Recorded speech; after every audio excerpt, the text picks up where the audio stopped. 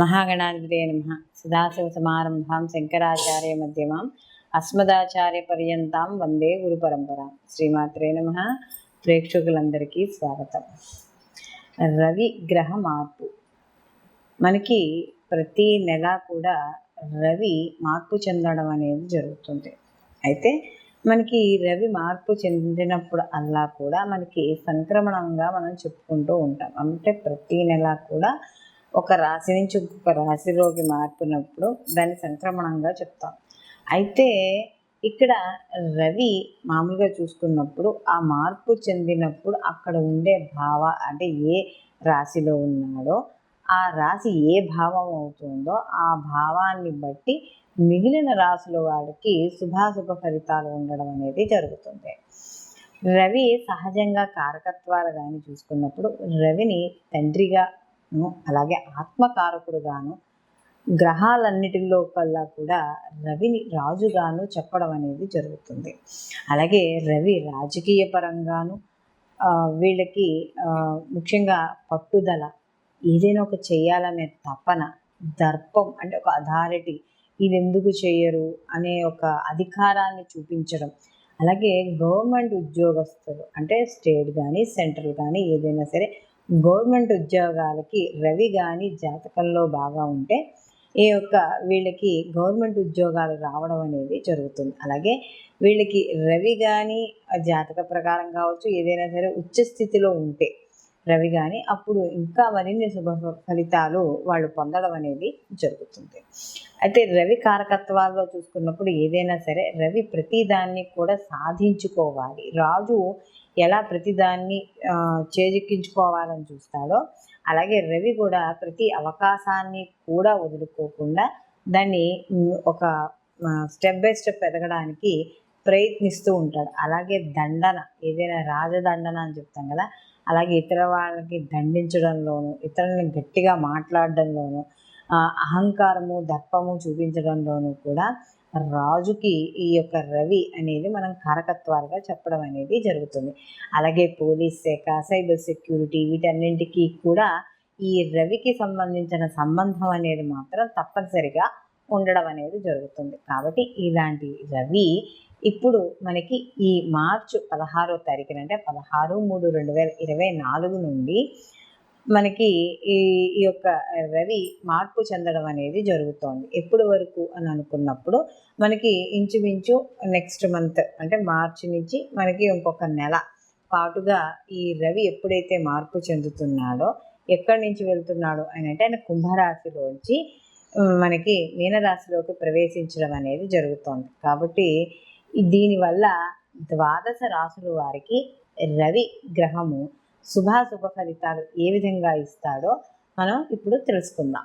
ధనుసు రాశి వారికి చూసుకున్నప్పుడు ఇక్కడ ధనుసు రాశిలోకి మూల 1, 2, 3, 4 పాదాలు, అలాగే పూర్వాషాఢ 1, 2, 3, 4 పాదాలు, ఉత్తరాషాఢ 1 పాదము మనకి ఈ యొక్క ధనుసు రాశిలోకి వస్తాయి. ధనుసు రాశికి కానీ చూసుకున్నప్పుడు ఈ రాశి అధిపతికైన గురువు 8వ స్థానంలో ఉన్న ఈ యొక్క వీళ్ళకి అంటే ముఖ్యంగా ఈ యొక్క నవమాధిపతి అయిన ఈ యొక్క రవి వీళ్ళకి చతుర్థ స్థానం అంటే అర్ధాష్టమ రవిగా వీళ్ళకి రావడం అనేది జరుగుతుంది. ఎప్పుడైతే వీళ్ళకి ఈ భాగ్యాధిపతి వెళ్ళి వీళ్ళకి ఈ యొక్క భాగ్యాధిపతి వెళ్ళి చతుర్థ స్థానంలో సంచారం చేస్తున్నాడో కొంచెం అంటే ఏదైనా ఒక ముఖ్యమైన పనులు మొదలు పెట్టాలనుకున్నప్పుడు అందులో ఆటంకాలు ఏర్పడడం, లేదా పని సరిగ్గా అవ్వలేకపోవడం, లేదా పని పూర్తిగా అవ్వలేకపోవడం, లేదా పని పూర్తి అవ్వకుండా కొంత అయ్యి పోస్ట్పోన్ అవుతూ ఉండడం. అంటే ఒకేసారి అవ్వాల్సిన పని కూడా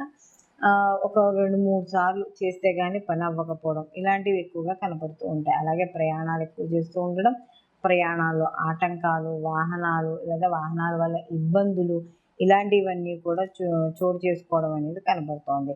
అలాగే ఇక్కడ కుటుంబ పరంగా కానీ చూసుకున్నప్పుడు గృహంలో ఒక రకమైన వాతావరణం అంటే వ్యతిరేకమైన వాతావరణం ఏర్పడడం అనేది జరుగుతుంది. అంటే కాస్త కలహంగానో వివాదాలుగానో ఏదో ఒకటి ఏర్పడడం అనేది జరుగుతుంది. విద్యార్థులు కాస్త కొంచెం శ్రద్ధ పెట్టి చదవాలి. అలాగే వీళ్ళకి ముఖ్యంగా వాహనాలు నడిపేటప్పుడు కూడా అతివేగం అనేది ఇక్కడ పనికిరాదు. ముఖ్యంగా చూసుకున్నప్పుడు వీళ్ళకి ఏదైనా అంటే సంతానపరంగా కానీ వాటి పరంగా కానీ వీళ్ళకి కాస్త చిన్న చిన్న ఇబ్బందులు కావచ్చు, లేకపోతే ఏదైనా వాళ్ళ వల్ల కలహాలు కావచ్చు, లేకపోతే మాట పట్టింపులు కావచ్చు, ఇవన్నీ వచ్చే అవకాశం అనేది ఇక్కడ కనబడుతోంది. అలాగే వీళ్ళు ఏ కార్యక్రమం చేద్దామన్నా కూడా కార్యక్రమాల్లో విఘ్నాలు ఏర్పడతాయి. సినీ కళా రాజకీయ రంగాల్లో ఉన్న వాళ్ళకి సామాన్యంగా కనబడుతోంది. అయితే వీళ్ళకి ఈ యొక్క ఈ ధనుసు రాశి వాళ్ళకి కానీ చూసుకున్నప్పుడు నవమాధిపతి వీళ్ళు చతుర్థ స్థానంలో ఉన్నాడు కాబట్టి ఏదైనా గృహంలో మార్పులు చేర్పులు చేయాలంటే మాత్రం ఏదైనా అనుభవజ్ఞుల యొక్క సలహాలు తీసుకున్నప్పుడు చేయడం ద్వారా కొంత వ్యతిరేక ఫలితాలు తగ్గడం అనేది జరుగుతుంది. వీళ్ళు మరిన్ని మంచి ఫలితాలు పొందడానికి ప్రతిరోజు కూడా వీళ్ళు ఇంట్లో మనకి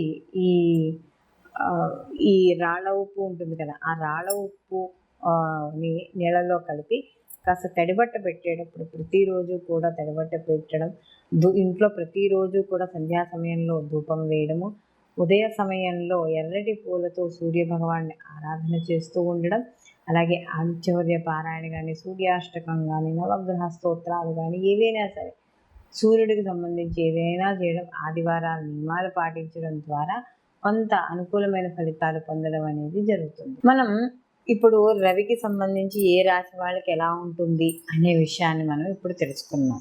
అయితే సహజంగా ఇప్పుడు మనం తెలుసుకున్నవన్నీ కూడా గోచార ఫలితాలు. అయితే గోచార ఫలితాలు అనేవి కొంతవరకు ఫలితాన్ని ఇవ్వడం, అంటే ఒక 30% ఈ గోచార ఫలితాలు వీళ్ళకి అనుకున్నట్టుగా ఫలితాన్ని ఇవ్వడం అనేది జరుగుతుంది. దీంతో పాటుగా మిగిలిన గ్రహాల యొక్క వీక్షణ, వాటి యొక్క స్థితి, అవి ఇచ్చే శుభాశుభ ఫలితాలు కూడా కొంతవరకు ఆధారపడడం అనేది జరుగుతుంది. అందులోనూ రవి ఈ యొక్క మనం ఏదైతే ఇప్పుడు చెప్పుకున్నామో రవి యొక్క కలయిక మిగతా గ్రహాలతో కలిసినప్పుడు వాటి యొక్క శుభాశుభ ఫలితాలు కూడా కొంత మార్పు చెందుతూ ఉండడం అనేది జరుగుతుంది.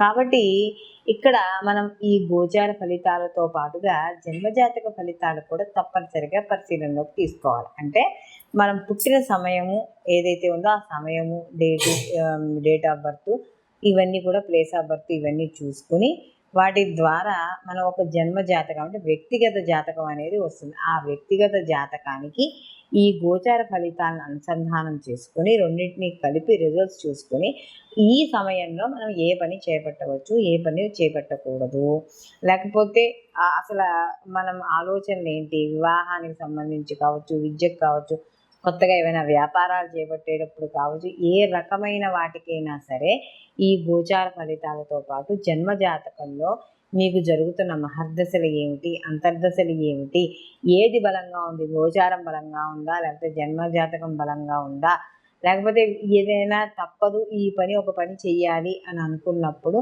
ఎటువంటి పరిహారాలు చేయడం ద్వారా మనకి అంటే ఎటువంటి పరిహారాలు చేయడం ద్వారా ఇప్పుడు చేపట్టే పని ముందుకు వెళుతుంది, ఇలాంటివన్నీ కూడా గోచారంతో పాటు జన్మజాతక ఫలితాలను కూడా తప్పకుండా పరిశీలనలోకి తీసుకుని అప్పుడు ముందుకు వెళ్ళడం అనేది చేయడం ద్వారా కాస్త అనుకూలమైన ఫలితాలు మరింత ఎక్కువగా పొందడం అనేది జరుగుతుంది. సర్వే జన సుఖినో భవంతు, లోకా సంస్థ సుఖినో భవంతు.